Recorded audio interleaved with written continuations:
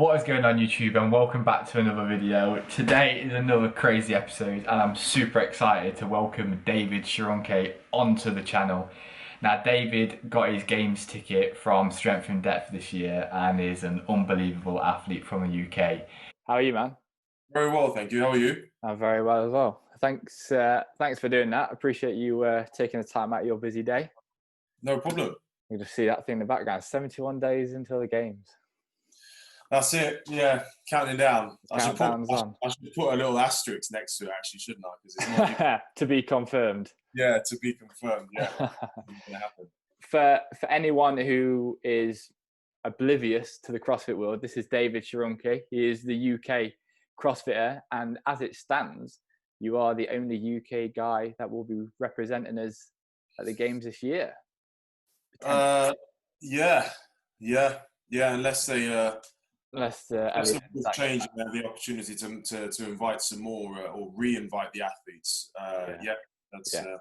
So before we go on to the CrossFit Games and Sid and all the cool stuff, let's go back to the early days then of David. And what was your chosen sport before CrossFit, and how did you get into CrossFit?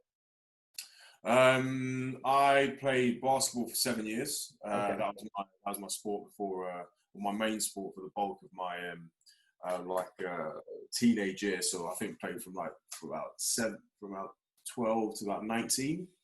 And then I rode for 4 years. I rode for 2 years before university, and I rode for 2 years at university. And then after that, I did weightlifting for about a year, and then from that kind of went into the CrossFit route. Who got you into CrossFit, or was it just something you kind of saw and thought, I'd be good at that? Definitely didn't see it. I'd be good at. I was actually a bit of a hater on CrossFit in the beginning. I can relate to that. These idiots and their silly circuit training, and nobody's doing pull-ups properly, and what's all this nonsense of cycling the barbell like that. Yeah. You just pick it up and put it down. Mate, I was exactly the same, coming from a bodybuilding background, and I was like, you'll never catch me doing that at all. And then within I originally started just as a little bit of fitness on the side of bodybuilding. Yeah. And then within probably 3 weeks, I was a full-time member, stopped all normal bodybuilding sessions, and that was it. CrossFit had me fully indoctrinated into the cult of CrossFit. Yeah. And then there's no way out after that. So when you first got into CrossFit then, did you kind of stand out? Was you good from the off? Did coaches see okay, this guy's going to be good? I think originally I was actually, my plan after, so I studied sport and exercise science at uni, and then my plan after that was to join the Royal Marines. And I went through all the entry procedures, and before I was due, and I qualified to start basic training as an officer. And before I was due to start, during the training period, I injured my knee. Okay. And I looked at CrossFit and saw the variety of movements that you do, and it essentially is almost it's a very similar or a very transferable fitness from CrossFit to the demands of military or law enforcement. So I use CrossFit to try and test out, after I'd rehabbed the knee, to test out the readiness for being able to go back into that process. Okay. And then realizing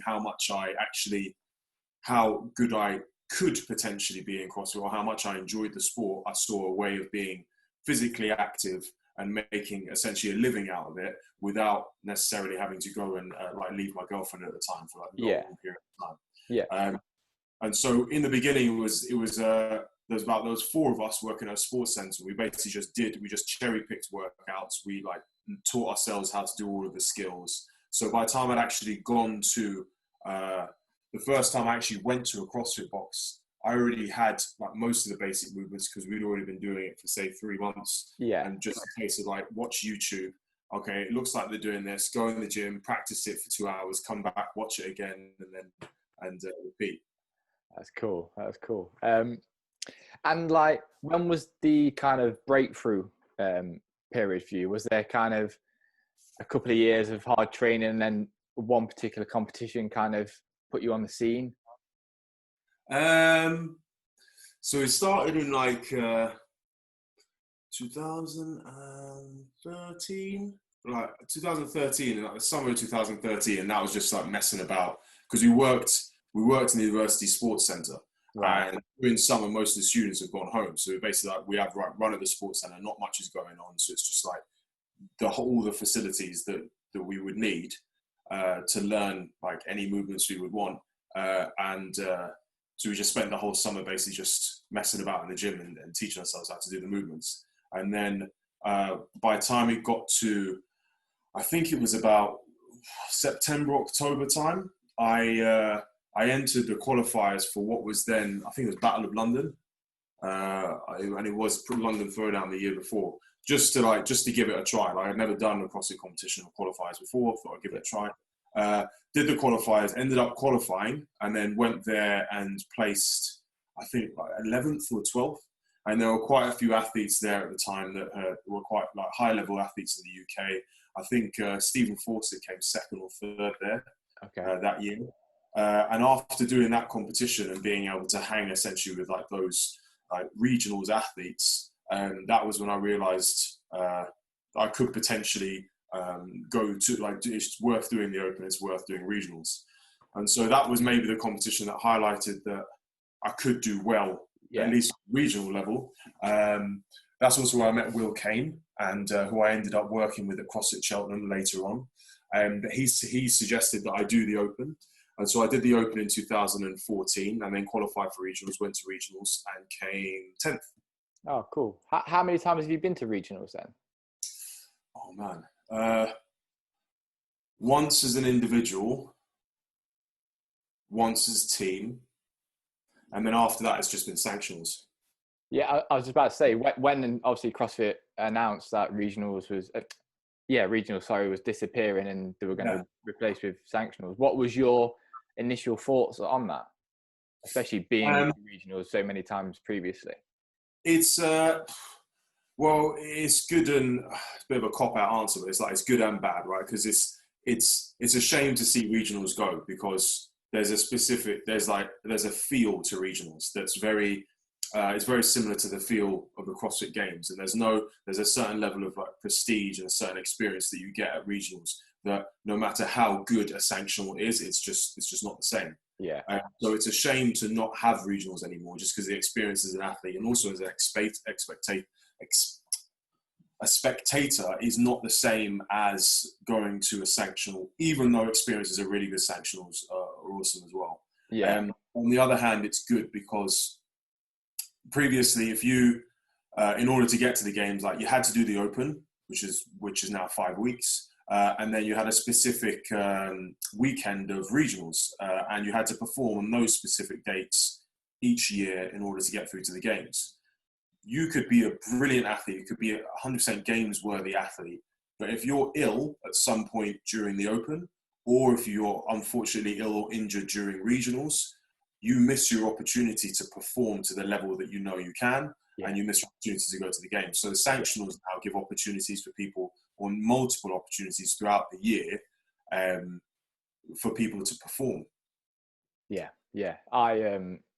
couldn't agree more with that. So moving on to sanctionals then, obviously strength and depth this year was absolutely crazy. Going into strength and depth, did you have in the back of the mind that this could be potentially the year that you could get a games ticket, or is that how you head into every sanctional event?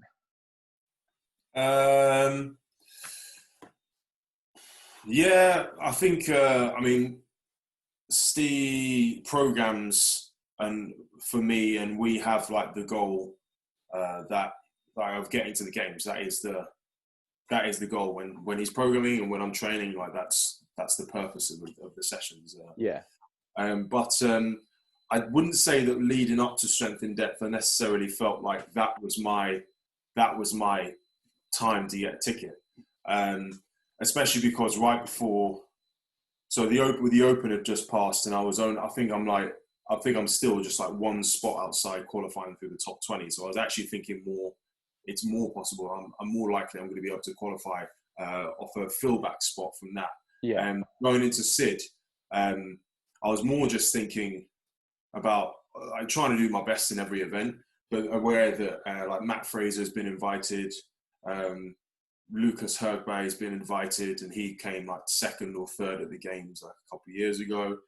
Georgios Karavas, Bronislav, like there were a lot of very good athletes there that are of that standard of qualifying for the games or have been to the games already. So I didn't necessarily feel like it was like this is my chance. But as the weekend went on, obviously, I was just about to say, at what point, like across the weekend, because we were there all weekend, but what point was you like, holy crap, this could be the time? Not until before the last event. Right. Not until before the last event, and that was because after the placing from I think what was the first event that day? There was it two events? I think there was 2 events on Sunday. There was 2. Yeah, there's 2 on the Sunday. Yeah. The rope climb one, and then the final. So after the rope climb one was when I actually moved into a position where I was in second place, and I basically just needed to stay ahead of Lucas in order to qualify. But before that, I wasn't really thinking about it now. So I was quite happy with my move on the Saturday because I did terrible on the Friday. But I didn't really think that, I'm going to get in that game spot. No. So last event, all you've got in your head is, all right, I've just got to go ham now and hold on. And then think it's mine. Yeah. So what was it like then when the announcer obviously confirmed that it was you? Because that reaction at the end of that final event where you went like crazy was just like, I mean, the crowd were buzzing. I've never known a crowd be like that at a CrossFit event. And it must have been class as a UK athlete to be there as well. Yeah. Oh, it was man. The words can't really put it into words. Yeah, I bet. Yeah. Relief. All the training it has been working. Well, how long so when did you say you started CrossFit? So really, it was more like 2014 was the first time I competed. Okay. Yeah. So it's like it's a good few years of hard work. Yeah, I mean, it's not really been like, I'll be lying if I said like the whole time I've just been thinking like, I want to get to the games. In the beginning, you're just messing about, like you train, do some qualifiers, do some competitions. It was only after, maybe after I went to the games on a team in 2016 was when I got back from that was when I've been thinking, okay, now I want to go there as an individual. Yeah. So when you came back then, did the training change much from going from teams to individual? I think, the training changed quite a bit going from individual to team because I'd already done quite a bit of individual stuff before that. Yeah. And then coming back from the games as on a team, it's just the training, I should have actually taken a bit more time off than I did. And so but I just jumped straight back into training. The main difference are probably from a team to an individual. The team stuff is, or at least the team stuff there was a 6-person team, is a bit more, maybe a bit more opportunity for like quite high power and shorter duration efforts.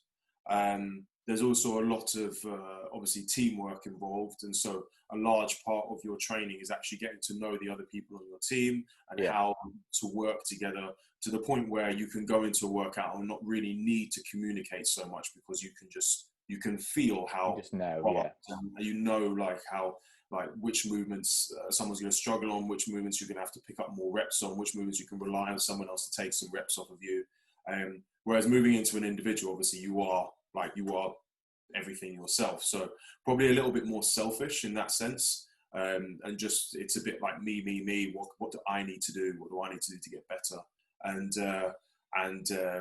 filling in the gaps more, especially in terms of like endurance and like being able to stand a lot more volume and like longer events as well. Yeah. And what does a typical day of training look like for you then?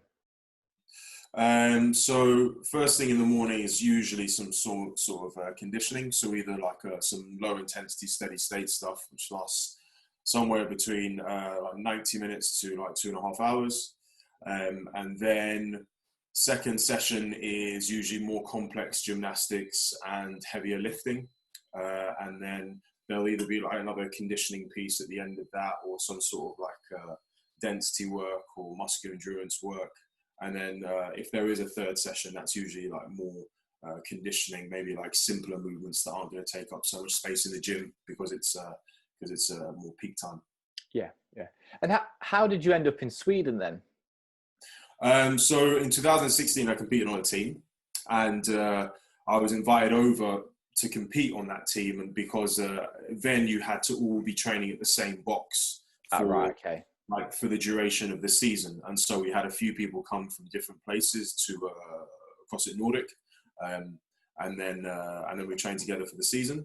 And then when the season finished, and I'd been to the games and I came back, like I'd made connections here. I had a job here. I had like quite a good system of training and work and accommodation and stuff. So, and it's a good environment to be in. It's a very like healthy lifestyle here in Sweden. There's quite a few good athletes. The gyms are really nice as well. The weather's good. Like it just seemed like a bit of a waste of setting up a good base to go back to England. So I decided to stay. Yeah. And then just moving back on to the games this year then, what was kind of your initial thoughts when obviously the games was up in the air for so long, and now Dave Castro has announced that hopefully there will still be a games with a limited field. How did you feel when he made that announcement? The first one, that they're going to cut down the field? Yeah, was it kind of a sense of relief that you were still in it, or was you disappointed that the other UK guys weren't going to be there? It wasn't going to be a kind of the normal games feel? To be honest, I feel like it's good that they're doing what they can to essentially make a games go ahead. But there is so much, I'm not sure if the uncertainty, I'm not sure if there being a games and like the entertainment that brings to spectators online, like watching on a live stream, and then the fulfillment that gives to the athletes from being able to compete at the games. I'm not sure that necessarily outweighs the uncertainty about it as well, because that you've already cut down the field so much to only 30 athletes, which it's really cool if you're part of that group. Like it's a very now even more exclusive group, but you've taken away like so many athletes that have still earned their spot. You've changed the location to another venue, so then that throws in some logistical issues for athletes that don't know, we still don't know where exactly we're competing, like the address and all that. Accommodation. We don't know if we're going to be able to make it over there from another country, because of laws of like flying in and out of your own country. And currently, I don't think we can even go into the US. I was going to say, what's Sweden's kind of stance on flying at the moment? I'm pretty sure we can't fly out. And then if they do have it, it's we don't know if even if we can get there, we don't even know if they're going to be able to hold it at that time. If they do, they're going to need the laws on like social distancing and public gatherings to change by the time that comes. So it's cool that they're doing what they can to make sure CrossFit Games does happen, but I think a safer, a more sensible thing to do would just be to postpone it. Postpone it to a later date when you know that you can run it. Everyone can be sure what the deal is. It's going to be here at this time. These people are competing. We can just focus on training, book flights and accommodation, and not be like wondering like, are we going to a competition? Are we going to be allowed in? So it's exactly how, like, on one side I admire CrossFit and Dave Castro for being like so stubborn and wanting to put the event on, but then on the other hand, it's like, come on, like the European Championships are postponed for a year, the Olympics are postponed. It's like, why do you feel that CrossFit shouldn't be postponed? So and it's like you say, then it's the kind of grey area, the uncertainty of like, you don't even know if you can fly. It's like you can say yes to go in, but if you can't get there, then what are you going to do? I think as an athlete, and talking to some other athletes as well, it's not a nice position to be in, because you want to be able to wake up every day and know like 100%, this is my goal, this is what I'm training for, and then full steam ahead. It's not nice. Like you're training, and of course that you're getting fitter, you're getting stronger, you're getting more skillful. Like all the training you're doing isn't going to waste. But to have in the back of your mind that kind of like that daunting feeling of like, all right, do I need to book my flights yet? Do I need to book accommodation yet? What's it going to be like? Can I bring a friend over? Is it only going to be athletes? Can I have a coach? It's just so many things that are hanging over it. It makes it far more stressful than it would be if they just postpone the whole thing and then everyone can compete at a later date. Yeah, exactly. So just moving on then to this kind of whole coronavirus and lockdown stage we're all in at the moment. How's it been for you? Are you still managing to get normal training in, and nothing's really changed for you?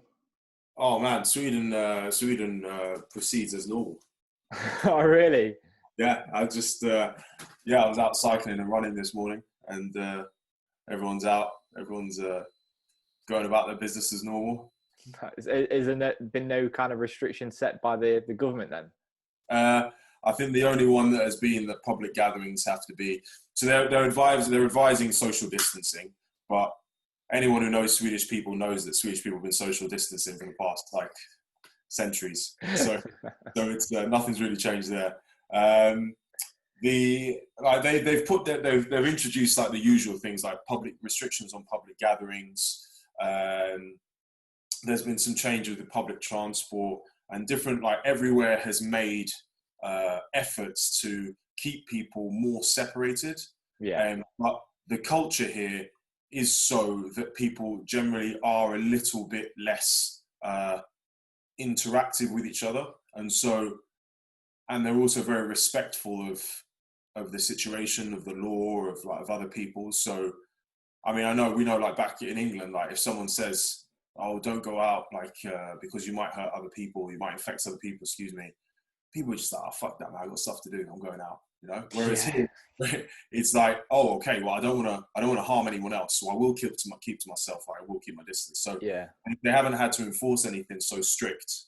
And as I understand it, the curve has plateaued and has been plateauing for quite a while. Yeah. So it seems to be working. Get me to Sweden, man. That sounds like my kind of place. How is it for you over there? It's not too bad. I mean, I'm lucky. I can work from home anyway, so I've kind of got my computer and everything set up at my home office. I mean, it is what it is. It's like training's obviously took a massive hit because all the boxes are closed and you're limited. I mean, our box were kind enough to lend equipment out to their members. So I've got like a heavy dumbbell, and I've recently brought a road bike, so I'm out on that quite a lot. So I'm getting the opportunity to do different stuff, and I'm nursing a little bit of a knee injury as well. So it's been a bit of a blessing to kind of just decrease the volume a little bit. But yeah, apart from that, I mean, although restrictions haven't really been lifted, you kind of can still see people like slowly trying to get back into normal life, and you're like, hold on a minute, I'm sure he's not said you can do that yet. But I guess that's just like you said earlier, like the British culture is just a little bit like, fuck it, I'll do it. Yeah. But what can you do? In some instances, it's nice, you know. It's a good thing. Most of the time, it is a good thing. It's probably one of the rare situations where it's not. Yeah, no, 100%.